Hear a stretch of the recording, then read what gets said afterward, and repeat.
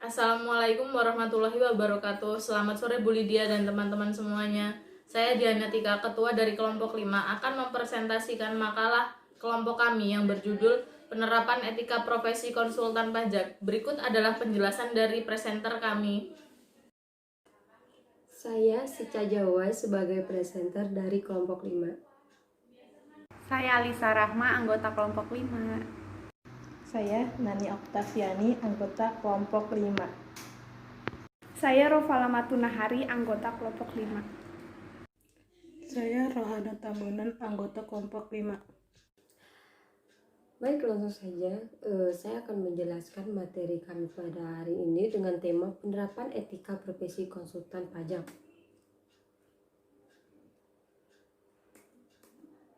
Pokok pembahasan kami pada hari ini, yang pertama pengertian etika profesi, yang kedua pengertian konsultan pajak, yang ketiga AICPA, yang keempat keputusan Dirjen Pajak, dan yang kelima kasus pada keputusan Dirjen Pajak.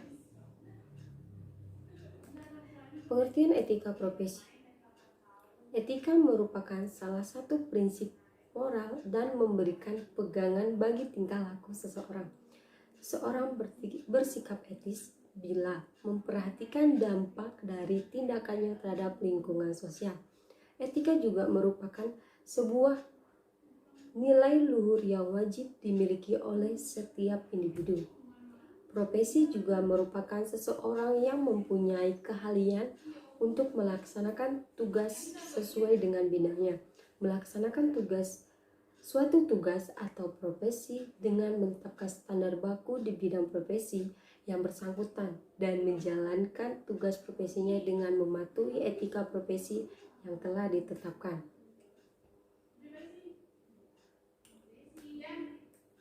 Pengertian konsultan pajak.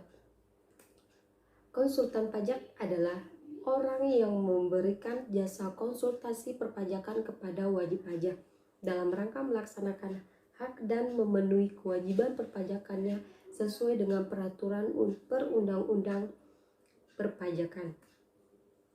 Berikut ini layanan yang biasanya diberikan konsultan pajak pada para pengguna jasanya. Yang pertama, kepatuhan pajak. Yang kedua, perencanaan pajak. Yang ketiga, pemeriksaan laporan pajak. Yang keempat, pendampingan dalam pemeriksaan. Yang kelima, restitusi pajak. Yang keenam, penyelesaian sengketa pajak. Adapun yang menjadi keuntungan pada jasa konsultan pajak adalah sebagai berikut. Yang pertama, lebih efisien karena tingkat kesalahan yang ada sangat kecil sehingga minim resiko untuk membayar lebih. Yang kedua, perusahaan tidak terbebani dengan urusan administrasi pajak pada saat membuat laporan berikut proses pelaporannya, karena hal tersebut sudah ditangani secara langsung oleh para ahli dari konsultan pajak. Perusahaan lebih nyaman saat menjalani pemeriksaan pajak karena didampingi pihak konsultan yang memenuhi prosedur pemeriksaan serta mengantisipasi risiko kerugian akibat kesalahan dalam perhitungan. Yang keempat, bisa mengatasi masalah dengan cepat dan tuntas sehingga tak menyita pikiran dan waktu pimpinan perusahaan. Perusahaan dapat lebih fokus dalam pengembangan bisnis. Pemilik dan manajemen perusahaan bisa beraktivitas seperti biasa tanpa ada beban karena urusan. Yang ketujuh, perusahaan bisa melakukan perencanaan pajak atau tax planning. Baik, selanjutnya saya akan menjelaskan tentang AICPA. Dalam kaitan dengan akuntansi pajak, AICPA mengeluarkan Statement on Responsibility in Tax Practice atau SRTP. Berikut ini merupakan isi dari Statement on Responsibilities in Tax Practice. Yang pertama, posisi pengembalian pajak. Yang kedua, jawaban pertanyaan atas pengembalian. Yang ketiga, aspek prosedur tertentu dalam menyiapkan pengembalian. Yang keempat, penggunaan estimasi. Yang kelima, tentang administrasi prosedur or crowd designation. Yang keenam, pengetahuan kesalahan persiapan kembali. Yang ketujuh, pengetahuan kesalahan cara kerja administrasi. Dan yang terakhir tentang format dan isi nasihat untuk klien.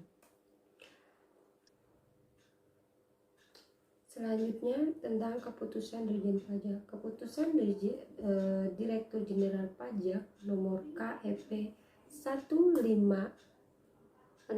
atau PJ atau 2020. Berdasarkan situasi yang terjadi saat ini, Dirjen Pajak menetapkan keadaan sebagai akibat penyebaran virus corona sejak tanggal 14 Maret 2020 sampai dengan tanggal 30 April 2020 sebagai keadaan kahar atau suatu kejadian yang terjadi di luar kemampuan manusia dan tidak dapat dihindari sehingga suatu kegiatan tidak dapat dilaksanakan atau tidak dapat dilaksanakan sebagai mestinya. Wajib pajak orang pribadi yang memenuhi kewajiban perpajakan pada periode keadaan kahar akan diberikan keringanan berupa penghapusan sanksi administrasi perpajakan. Sanksi yang dimaksud adalah sanksi administrasi atas keterlambatan. Yang pertama, penyampaian surat pemberitahuan tahunan pajak penghasilan atau SPT tahunan PPh orang pribadi tahun pajak 2019. Yang kedua, pembayaran atas jumlah pajak yang kurang dibayar dalam SPT tahunan PPh orang pribadi tahun pajak 2019 yang dilaksanakan paling lambat tanggal 30 April 2020. Wajib pajak orang pribadi sebagaimana yang dimaksud adalah wajib pajak orang pribadi yang menyelenggarakan pembukuan dengan akhir tahun buku pada 31 Desember 2019. Wajib pajak orang pribadi yang diwajibkan melakukan pencatatan yaitu 1. Wajib pajak orang pribadi yang melakukan kegiatan usaha atau pekerjaan bebas yang sesuai dengan ketentuan perundang-undangan.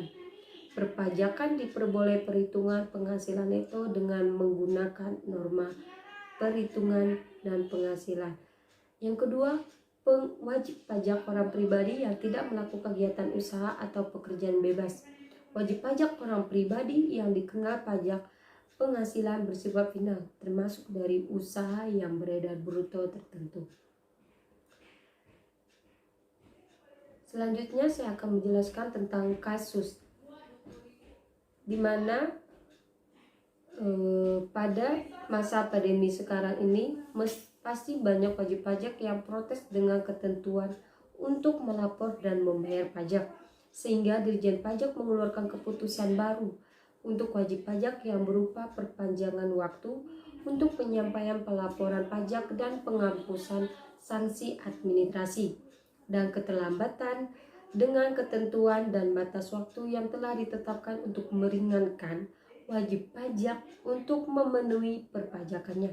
Terkait dengan proses administrasi atau DJP atau Dirjen Pajak lebih mengupayakan pemanfaatan teknologi informasi atau melakukan pembayaran pajak secara online. Permintaan e-PIN disampaikan melalui email resmi KKP. Pemanfaatan teknologi informasi ini juga diberlakukan untuk pengajuan sejumlah insentif pajak yang diberikan untuk merespon pandemi COVID-19. Otoritas akan menggunakan DJP online sebagai saluran tunggal administrasi perpajakan, tidak terkecuali untuk pengajuan insentif pajak. Dari sisi konsultan pajak wajib menjelaskan keputusan terbaru terkait pandemi COVID-19. Ini kewajiban wajib pajak sebagai konsumennya dan mengatasi keluhan wajib pajak yang menggunakan jasa konsultasinya. Dari sisi wajib pajak tetap harus melaporkan dan membayar kewajiban pajaknya pada waktu yang telah ditentukan karena pemerintah sudah memberikan keringanan kepada mereka.